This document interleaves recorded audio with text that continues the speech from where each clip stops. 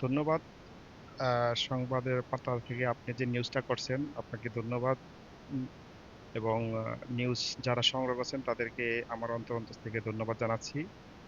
আসলে আমরা বিগত ১৭ বছর যেই একটি স্বাধীন অবাধ ভোটের জন্য যেই যুদ্ধ সংগ্রাম করলাম সারা ইউরোপে, তারই প্রতিশ্রুতি আমাদের দেশনায়ক জনাব তারেক রহমানের পরিচালনায় আমাদের দলীয় যেই আকাঙ্ক্ষা, যে আমাদের চাওয়াটা, সেটা হলো এরকম একটা নিরপেক্ষ নির্বাচন, স্বতঃস্ফূর্ত যে ভোটারের অংশগ্রহণ, তাদের আমাদের দেখতেছি তারা অনেক উৎসাহের মাধ্যমে আজকে ভোট প্রদান করছেন।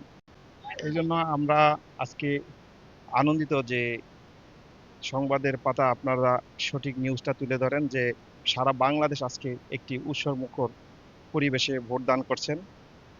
এটারই চাওয়া ছিল আমাদের এই ১৬ কোটি মানুষ, ১৮ কোটি মানুষের চাওয়া।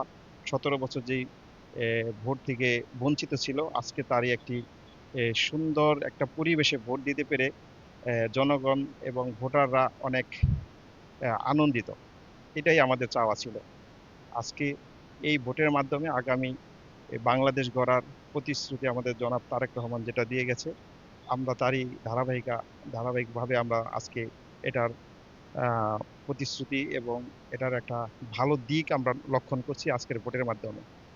আজকের ভোটারের উপস্থিতির ক্ষেত্রে আমার এই অত্র এলাকায় নড়িয়া শরীয়তপুরের যে পরিস্থিতি আমরা দেখতেছি, সারা বাংলাদেশের যে চিত্র, তাতে আমরা 95% উপরে আমরা বিজয় হবো আল্লাহ রহমতে।